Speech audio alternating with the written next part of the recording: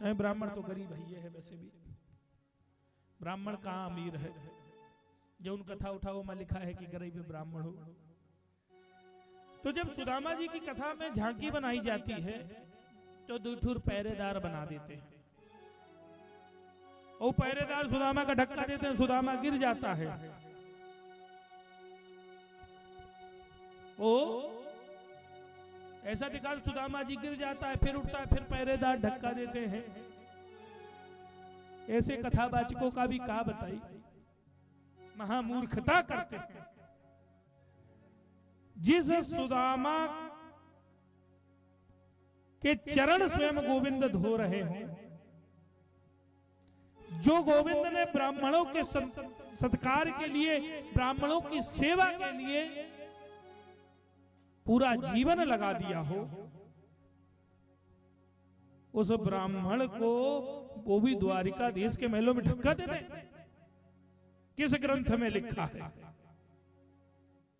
लेकिन दिखाएंगे सुदामा।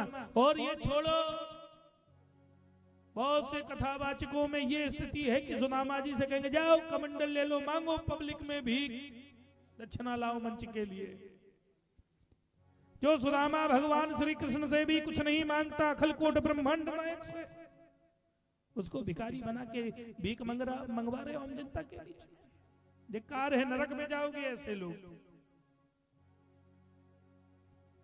जो सुदामा ब्रह्मांड के नायक से कुछ नहीं मांगता, उससे भीख मंगवाते हो। हमें तो नहीं समझ में आता। बहुत से लोग महाराज सुदामा जाके चले, बस बहुत है, कथा सुनना हो तो बताओ, नहीं तो कोई बात नहीं। भीख हम नहीं मंगवा सकते भाई। जिसका पूजन स्वयं श्री कृष्ण चरण धो रहे हो, उससे भीख मंगवाओगे? केवल मात्र 1000 2000 इकट्ठा करे चक्कर में। इससे अच्छा तो महाराज खुद ही भीख मांग लो, सबसे बढ़िया। ये स्थिति है धर्म की।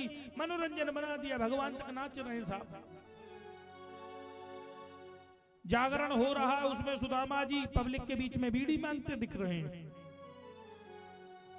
तंबाकू मांगते दिख रहे हैं। ये स्थिति है। और उनसे समझाओ कि सब भैया क्या कर रहे हो, तो कहा महाराज मनोरंजन हो ही रहा है। बताओ सुदामा मनोरंजन है? ऐसे ऐसे कथावाचक आएंगे कि सुदामा को मनोरंजन बता दे, घूम रहे हैं।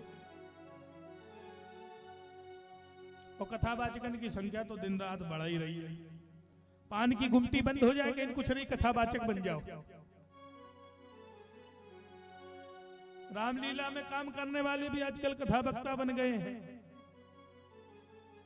जिन्होंने कभी गुरुकुल का मुख नहीं देखा हो, वो कथावाचक बन गए हैं। और फर्जी डिग्री लगा लगा के लोगों को मूर्ख बनाकर सुदामा और फलानी झांकी, राजा बलि और बामन तक की झांकी में बामन भगवान से भीख मंगवाते रह रहे हैं। मांगो। कुछ तो श्रद्धा समाज में कम हो गई, और कुछ कम करने की जिम्मेदारी तो हमारे जैसे लोगों की। 7 दिन की कथा में 700 बार तो कहते हैं कि चढ़ाए रहो, चढ़ाए रहो।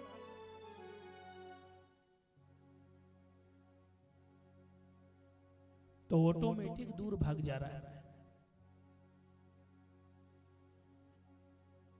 मीरा कहती तो है इस बात पे कि आज मंदिर में मदिरा पुजारी पिए, इसलिए बुझ गए अर्चना के दिए।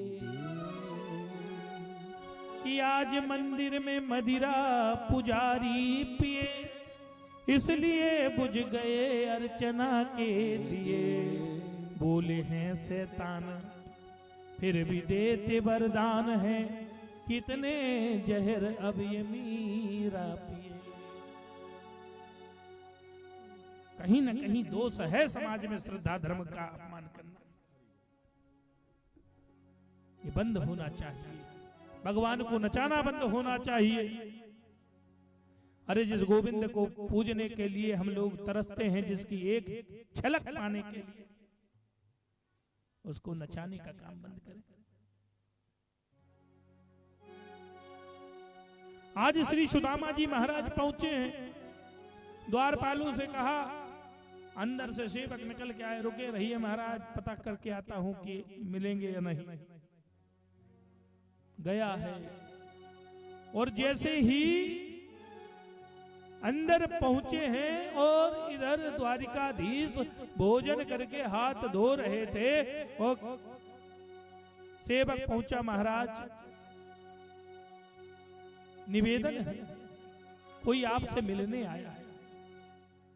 बोले कौन है? बोले महाराज ब्राह्मण है। बोले महाराज ब्राह्मण? अरे भैया, कब से द्वारिकाधीश के महलों में ब्राह्मणों को अनुमति लेनी पड़ गई? बोले महाराज बात अनुमति लेने की नहीं, लेकिन थोड़ा सा अजीब सा लग रहा था। बोले क्या?